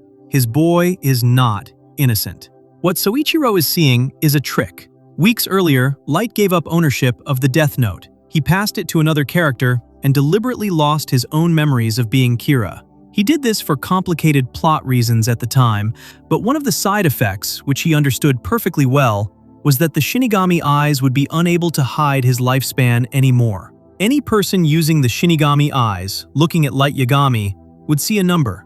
They would see exactly the number that a normal, non-notebook person would show. They would see proof of innocence that was not proof of anything at all. Light regained his memories shortly after. He has known, since he regained them, that his father might one day look at him with Shinigami eyes. He has known that if that ever happened, the eyes would not betray him. He has known that this particular door was safely closed. He did not arrange for his father to be dying on this particular day. He did not want his father to take the eye deal. He argued against it in the episode before. But when the moment comes, when his father is on the hospital bed and the task force is gathered around and the name above his head is perfectly visible to the dying old man holding his hand, Light does not confess. Light does not break. Light watches his father die comforted by a lie, and he lets the lie do its work. Soichiro speaks. His voice is thin. He tells Light that he is proud of him. He tells Light that he has always been proud of him. He tells Light that he knows, now, more clearly than he has ever known anything, that his son is a good man. He says he is sorry. He says he is sorry for everything he could not protect. He says he loves him. Light says the things a son says to his dying father. The audience is allowed to hear the answer in his inner voice. His inner voice is not grieving. His inner voice is evaluating. His inner voice is noting that his father's death is useful, that his father's peace is convenient, that his father will not now be a problem, that his father will not now be around to notice anything that might eventually need to be noticed. The outer words and the inner words do not match. The audience hears both. Light hears only himself. Soichiro Yagami dies. His hand is in his son's hand. He believes, as the monitor flattens, that his son is safe. He believes that his daughter's suffering has a meaning, and that the case will someday close, and that the family he built will one day heal. He believes, most of all, that the boy he raised turned out well. None of those beliefs are true. The monitor flattens. The task force members around the bed lower their heads. Matsuda cries. Aizawa stands still. Light, kneeling by the bed, performs grief. He has gotten very good at this part. He has performed grief so many times in this show that his face does it on its own now. This is the death that changes the shape of the rest of the series, and it does so in a quiet way that is hard to name. Light has killed many people by this point. He has killed strangers. He has killed agents. He has killed lovers. He has killed L, whom he respected. He has helped engineer the destruction of his own sister's mind. All of that has been done coldly, carefully, with the notebook. What Light does in this hospital room is something different. He does not write his father's name. He does not kill him. He simply allows his father to die, believing a story that his father built out of the evidence Light deliberately left lying around for him to find. This is the most elegant murder in the show. The victim dies happy. The killer does nothing. The lie does all the work. The task force loses its chief. The Yagami family, already broken, loses the one person who is trying to hold it together. Sayu, sitting at home in her wheelchair, will not meaningfully respond to the news. Sachiko, Light's mother, will be the last member of the family still walking on her own 2 feet and speaking in full sentences, and she will do so not knowing anything about what has really happened. Light will attend his father's funeral and give a son's speech, and everyone present will think he has handled the tragedy with dignity, and nobody will know that the funeral is the final step in a long, quiet hunt that Soichiro was never able to win. Before we move on, if you're enjoying this analysis, please consider subscribing. It helps the channel tremendously. Mello, meanwhile, is alive. He is disfigured. Half of his face is a burn scar now. He is wounded in a hideout somewhere, being patched up by a few remaining allies. And he has begun to plan a move that will finally, at the very end of the show, put him back in the same room as the girl Light has manipulated into becoming his new spokeswoman. A televised face. A famous woman. Someone Light loves, in his own small, limited way. Mello is going to come for her. Section 9, Episode 35, Malice. The deaths of Matt, Mello, and Takada. There is a sound in the 35th episode of Death Note that the show does not often make, which is the sound of a gunshot fired in anger by a person who is not a professional killer. Several shots, actually. A young man in a striped shirt and goggles is standing next to a car with his hands raised, surrounded by bodyguards in black suits. He is smiling, a little. He is still talking. He is telling the guards they need him alive. He is, in the way of a certain kind of young man, absolutely certain that his mouth is going to get him out of this the way it has always gotten him out of things. And then the bodyguards, without warning, open fire. His name is Matt. He was raised at Whammy's house, alongside Mello and Near. He was the third best of the children at the orphanage. He was never a frontline figure in the case against Kira. He was a hacker, a watcher, a gamer, a quiet friend who came back into Mello's life when Mello called him. He is in Japan because Mello asked him to come. He has just performed a smoke grenade diversion on a busy street. He has just given Mello the window he needed to grab a very famous woman off the sidewalk and disappear into an alley. And now Matt is going to die in the street for it, shot at close range by men who were told by their employer that anyone who moves against Kira deserves nothing less. The episode is titled Malice, and the word is exactly right. The 15 minutes of story that follow Matt's death are some of the meanest the show ever produces. 4 people die across those 15 minutes. 2 of them are the last young people from the Whammy's house generation who tried to catch Kira. One of them is the woman who has spent years serving Kira as the public face of his religion. The 4th is off-screen, a name written in a notebook. By the end of the episode, the chessboard of the show has been almost entirely cleared. The woman Mello has just grabbed is Kiyomi Takada. She is a famous Japanese news anchor.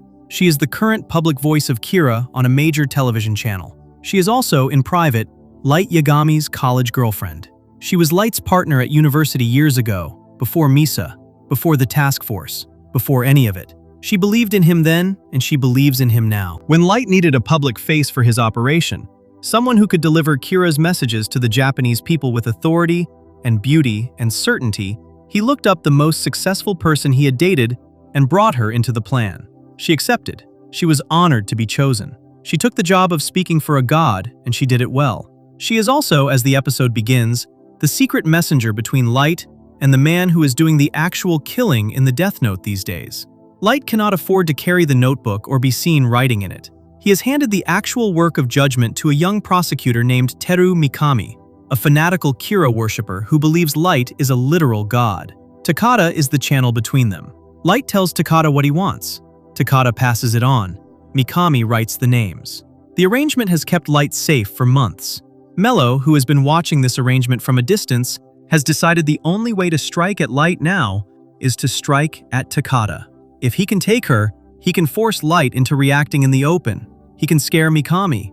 He can break the chain. He can, at minimum, cause chaos big enough to knock the whole system sideways. He does not have the manpower of the old mafia anymore. He has only Matt. The 2 of them, alone, set up a plan. Matt drives a car into the crowd of reporters and bodyguards surrounding Takada. He throws smoke. He drives off, leading several pursuit cars after him. In the cover of the smoke, Mello walks up to Takada on a motorcycle and offers to take her to safety. She agrees, thinking he is a rescuer, and gets on the back of his bike. He rides her into an alley. There, he handcuffs her. The rescue is a kidnapping. Back on the street, Matt is cornered. He steps out of his car with his hands up. He starts to speak. He never finishes the sentence. The bodyguards fire. A young man who was, by most accounts, the most relaxed and gentle of the Whammy's house children, dies in the street in full view of the cameras that will broadcast the moment around the world. One of the guards declares, in a voice used for speaking about traitors, that death is the only punishment for a crime against Kira. Matt is left where he falls. A generation of fans who grew up loving this character because of about 2 minutes of screen time will never stop talking about how quietly brutal that moment is. Mello, now alone with Takada in a small moving truck, does something strange. He stops driving. He locks them inside together. He takes off his helmet. The audience sees his scarred face for the first time, and then he orders Takada at gunpoint to take her clothes off. This is not shown as a sexual scene. The show handles it as coldly as it can. Mello explains that she might be wearing a tracking device, and he needs to get rid of everything she might be hiding in her clothes. She strips, humiliated and furious, while he looks away. She asks for a blanket to cover herself. He gives her one. She wraps it around her shoulders. While she is shifting the blanket, she slips a piece of paper out of her bra and palms it. Mello does not see it. Mello gathers her clothes into a box and moves them out of the truck. The piece of paper is a scrap from the Death Note. Light gave it to her in case of exactly this kind of emergency. Light has told her, as part of his emergency instructions, what to do with the scrap if she is ever captured alone. She writes a name on it. She writes Mikhail Kiel. Mello, on the other side of the truck, without warning, clutches his chest and collapses. He does not understand what has happened to him. He does not have time to understand. His body shuts down. A Shinigami whose face nobody present can see records his death. Mello, the chocolate eater, the scarred young man who rejected the orphanage, dies in a delivery truck parked inside a building in Tokyo, killed by the woman he had just kidnapped. Takada retrieves her phone. She breaks out of the back of the truck. She calls Light, who is on his way to her location with 2 task force members. She tells him in careful language what has happened. She tells him she is alive, that her captor is dead, that she needs to be picked up. She begs him to come for her. Light, sitting in the back seat of the car, understands what needs to happen next. He reaches into his watch. In his watch, since the very first episode of his new identity as the head of the task force, he has been hiding a small folded piece of the Death Note. It is his emergency scrap, the way Takada's was hers. He has never used it before. He takes it out. He takes a pen. He writes. He writes, Kiyomi Takada. He writes the cause of death with great care. She will burn. She will set fire to everything around her, including herself. The fire will consume her clothes, her notes, the scrap of Death Note she was given, the body of Mello, and every trace of evidence that could connect her back to Light. She will do this quickly. She will do this before the task force arrives. On the phone, as Light is writing these words, Takada is pleading with him. She is calling him by name. She is asking him, in the voice of a frightened young woman, to come and save her. He speaks to her in a calm tone. He tells her to stay put. He tells her everything will be fine. He finishes writing. She hangs up. Across the city, in a small building, the instructions in the notebook take over her brain. She stops thinking about rescue. She stops thinking about Light. She finds the fuel from Mello's motorcycle. She finds whatever else can burn. She sets it all alight. She stands in the middle of the fire as it grows. She does not scream. The fire takes her, and it takes Mello's body, and it takes the Death Note scrap in her hand, and it takes the notes she was carrying, and it takes the truck, and it takes the walls of the building, and in the end, there is nothing left to find. Light arrives at the scene with 2 task force members. The building is a tall column of orange light.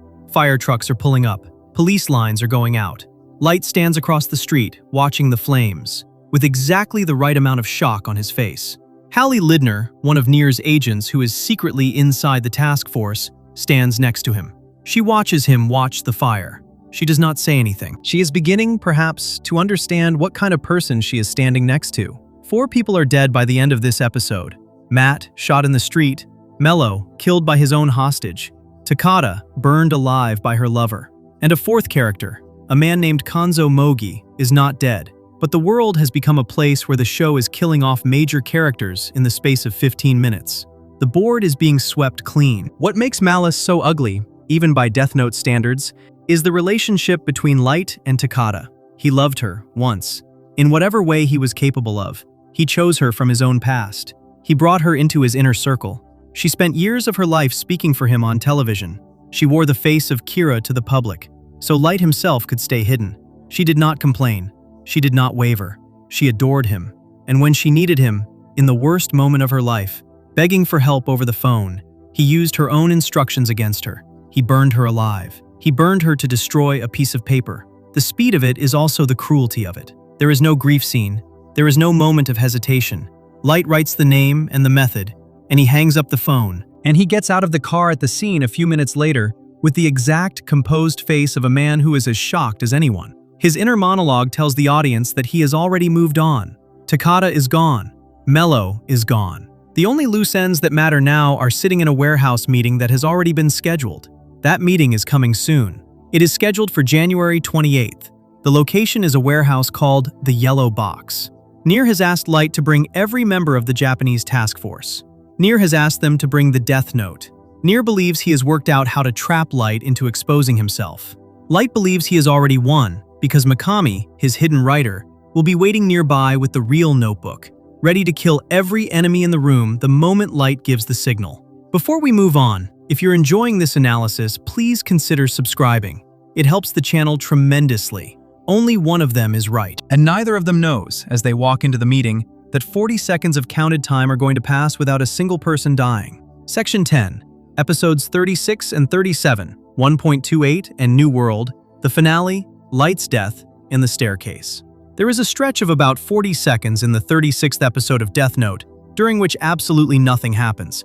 And that nothingness is the most important event in the entire series. Two groups of people are standing at opposite ends of a large, empty warehouse. Between them is a table. Above them are industrial lights. Outside, somewhere nearby, a man is crouched in a hidden spot, writing names in a notebook as fast as his hand can move. The names he is writing are the names of every person standing in the warehouse, except one. The one exception is the man he serves. The writer's name is Teru Mikami. He is a prosecutor by day and a Kira worshipper by every other hour of his life. He believes Light Yagami is a literal god. He has been doing Light's killing for months, writing names in a notebook he hides in a safe deposit box at a bank, keeping a rigid daily routine that includes morning workouts, afternoon court appearances, and quiet evenings spent killing criminals. On this particular afternoon, he has carried the notebook to a hiding spot near the warehouse where Light is meeting his enemies. His job is simple.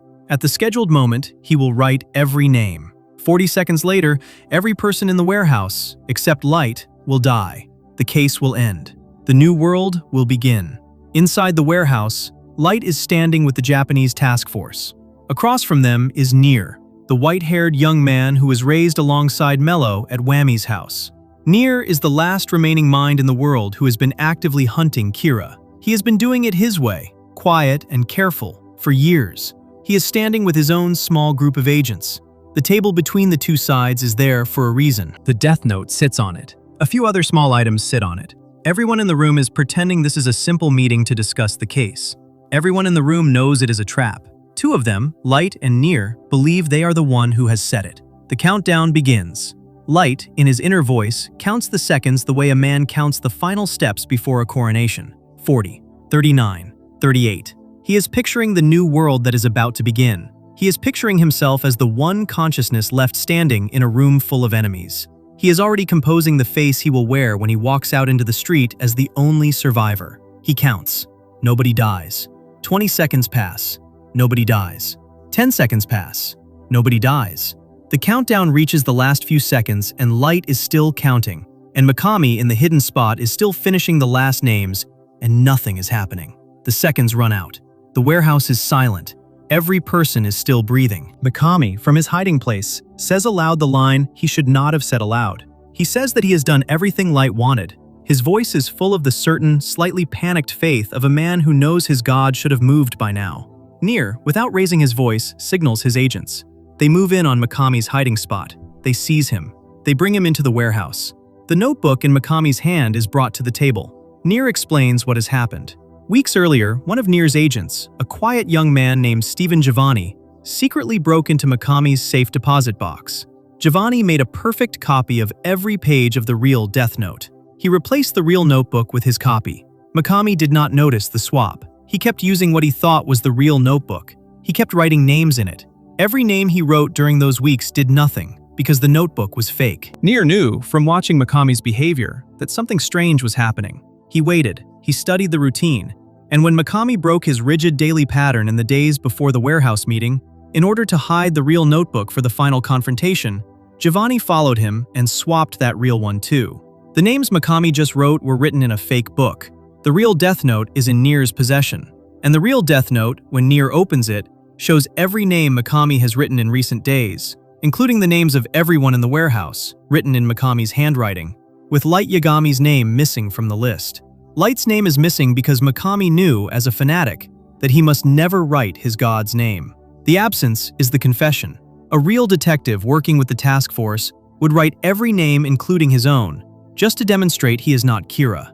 Only Kira, or the one person taking orders from Kira, would skip that name. The notebook in Nier's hand is a signed confession in the handwriting of Light's own servant. Light understands it all at once. The plan has failed. The god role has collapsed. The trap he thought he was setting was set around him years ago and closed on him without a sound.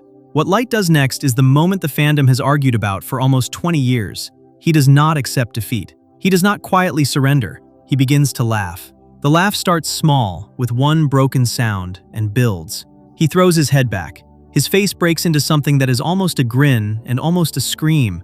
He begins shouting. He admits everything. He tells Nier that yes, he is Kira.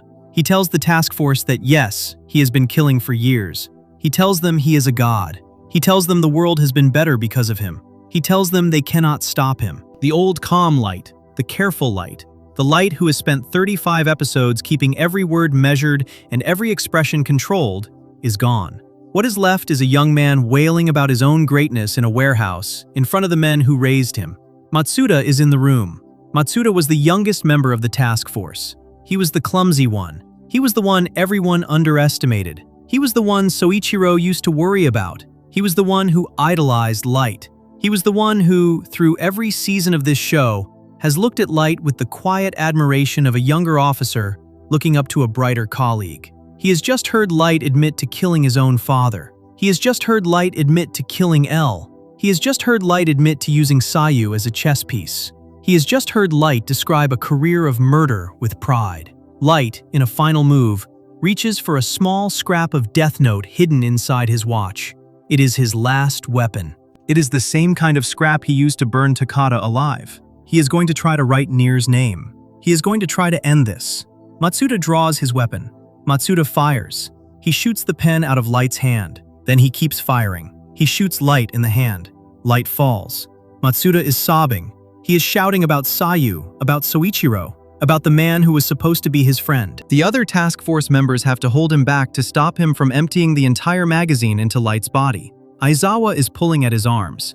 Matsuda is still screaming. Light is on the floor, bleeding, staring up at the lights of the warehouse ceiling. Mikami, off to the side, has understood by now what Light has become. He sees the broken god on the floor. He sees the lie he has served. He takes the pen he has been using to kill for months. He turns it on himself. He stabs himself with it. The anime shows the death in full. Blood sprays across the warehouse floor. This scene alone, in the English broadcast, earned the episode the show's only adult rating. In the manga, Mikami dies off-screen days later. In the anime, he dies right there, loudly, messily, in front of the god who failed him. Light, still bleeding, does something the show has never quite let him do before. He runs. He crawls to his feet. He pushes past the task force. He staggers out of the warehouse. He is wounded. He is bleeding from his side and his hand. He is not thinking straight. He is stumbling across concrete, through doors, across an open lot. The show, in his final minutes, gives him a strange vision. He sees his younger self. He sees the boy he was before the notebook. That boy is walking on a different road, a bright road, with his whole life still ahead of him. Adult Light sees the boy. Adult Light reaches for him. The boy does not see him back. The boy keeps walking. Adult Light keeps running. He finds a set of concrete stairs. He starts to climb them. The wound in his side is catching up with him. His breathing is shallow. He makes it halfway up and stops. He cannot climb further. He sits down on the stairs. He looks up. Standing at the top of the stairs is L. It is not the real L. L has been dead for many years. It is a vision. L is looking down at him with the same curious, tilted expression he always used to wear. He does not speak. He does not accuse. He simply stands there, watching, the way an old friend might watch you take your last breath. Ryuk, who has been floating above Light all along, settles on a beam of the building. Ryuk takes out his own death note. Ryuk begins to write. He writes the name Light Yagami. He writes the cause of death as heart attack. He does not write a long, dramatic cause. He does not need to. He made a promise in the first episode of the show. He told Light in that first bedroom conversation that when Light died, Ryuk would be the one to write his name down. He is keeping the promise. Light on the stairs feels his heart stop. His eyes are still open. His hand is still reaching up. The vision of L fades. The warehouse sounds fade. The stairs are quiet. In the manga, this is the end. In the anime, the shot lingers on his body. A crescent moon rises in the sky above the building. The moon is a small visual joke from the original writer, because the Japanese character for the first part of Light's name, Read a Different Way, is the same character used for moon. The show closes on the moon, alone in a night sky, presiding over the body of the god who called himself by its name. In the credits, one final shot is shown. Misa Amane, still alive, is standing on the roof of a tall building. She is wearing the same style of clothes she wore in her happiest days. She is standing behind the safety railing. The camera pulls back. The scene holds. The show does not tell you what she does next. The writer has confirmed, in interviews, that her fate is meant to be left to the viewer. The implication, for anyone who has watched carefully, is clear. Sayu is still in her wheelchair. Sachiko is still in a house that feels slowly empty. Nier is still in the warehouse, standing over the body of the man he finally caught. Matsuda is still sobbing. The task force is still alive because of a switch they did not make, a plan they did not set, a victory none of them fully earned. The new world Light promised has not arrived. The old world has continued turning, quietly, without any change at all, because the god who thought he was ending it was only ever a very smart boy with a very dark notebook. The story that began with a bored student looking out a classroom window has ended with that same student dying on a staircase in the rain, watched by a bored god of death who flew down for one more look before closing the book. If you enjoyed this video, make sure to subscribe. Thanks for watching, and I'll see you in the next one.